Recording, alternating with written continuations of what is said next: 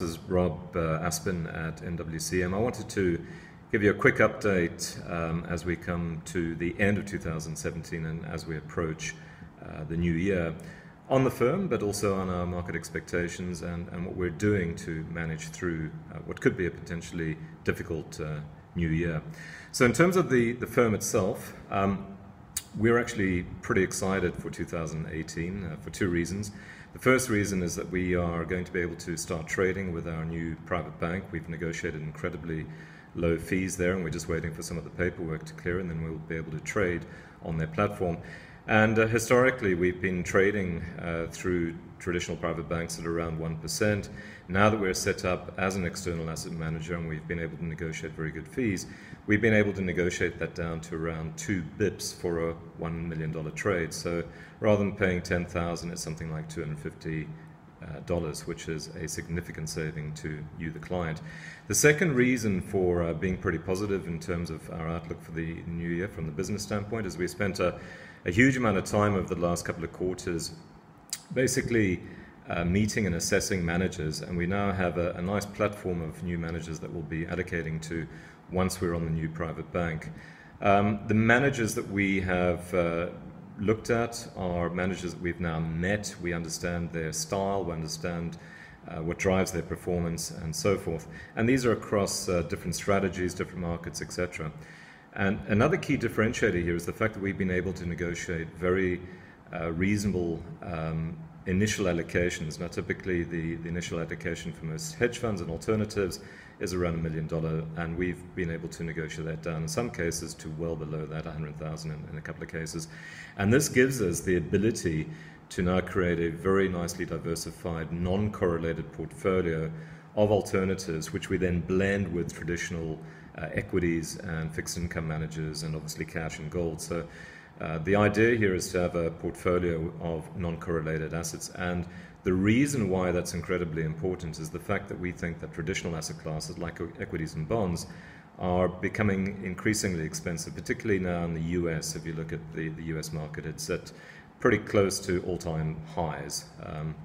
I think the only market that was more expensive was the late 99, early 2000 market. That's very important from our standpoint to have that ability to have these differentiated returns, non-correlated, and hopefully what we're looking to generate is a nice stable return profile in the new year without all the volatility and underlying worry whether or not the equity market or the bond market is going to be supportive. In terms of our asset allocation, once we've gone through the process of trading, once we're on the new private bank, we'll have around 27% exposure to equities, and this will be a mix of traditional funds, direct equities as well, and also hedge equities, so effectively long-short managers that are both US, Japan, and also globally focused.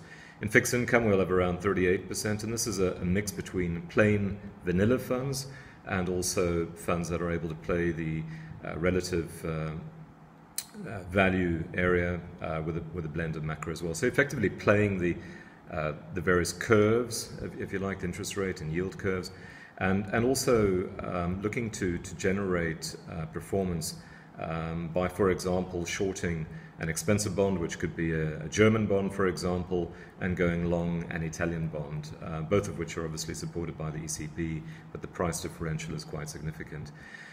In terms of macro managers, we're looking at a small allocation there of around 3%. Fund of hedge funds, which is across all of the different strategies, around 17%. Event, which is playing arbitration and so forth, is around 2%. Risk premia, quite a small allocation of around 2%. Gold, we're maintaining quite a large allocation to gold as effectively an insurance against inflation, but also as an insurance against a loss of confidence in central banks. That remains around 7%. And then a CTA, which has been one of our longer positions in the portfolio, is now around 5% or so. We would be looking to reduce that and potentially look to allocate to other CTAs. In terms of our market view, real brief, underlying economic growth is picking up. It's pretty reasonable, strong in some cases, if you look at the US, for example, and things generally look pretty rosy. There are quite a few concerns that we see out there. The bull market is very long in the tooth. It's already one of the record long bull markets, so we think that there is an opportunity for at least a 5% sell-off. If not in 2018, then it should be in 2019, and for sure an increase in volatility. US stocks and high yield are expensive, and we see valuations in other markets not particularly attractive, but not yet at the expensive level. The interest rate cycle has turned. Now this is something that Jim Rogers actually highlighted quite effectively, I think, as well. He highlighted that the interest rate cycle in the US can be anything from 30 to 40 years. Interest rates have been declining in the US for the last 37 or so years, and in his view, and in my view, I think generally, interest rates are now on an increasing cycle, i.e. they're going to rise over time. And the reason for that primarily is the fact that central banks are looking desperately to increase inflation, to basically reduce the level of debt relative to GDP. With that in mind, inflation again is not an issue, but with unemployment rates of just over 4% in the US, we anticipate that as that unemployment rate goes below 4%, we'll see a potential similar dynamic to 1965, where inflation starts to pick up. As a result of that, the central banks, particularly the Fed, will have to continue increasing the rates, which, as we've seen in the past cycles, 2008 and 99, that tends to obviously then limit economic growth, and eventually, potentially, they overshoot and push the economy into a decline. Another point is central banks are pulling back. They've put around $14 trillion of QE into the markets. That's with the ECB, the Fed, the BOJ, etc. And they're generally pulling back. The Fed pulled back a couple of years back. The ECB is looking at pulling back. The BOJ is still out there, but they have less to buy now, given the fact that they already hold around 50% of all government bonds in Japan.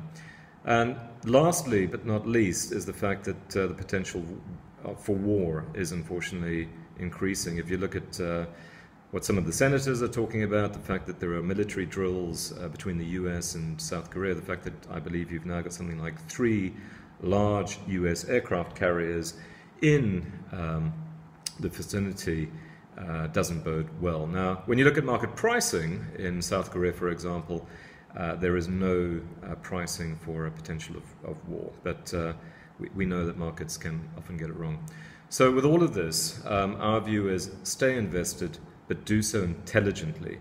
Look for asset classes that are not correlated, look for managers that can generate alpha and not beta, and look for managers that are able to manage through difficult times, manage their drawdown, and be able to potentially even make profits during difficult market environments when volatility picks up.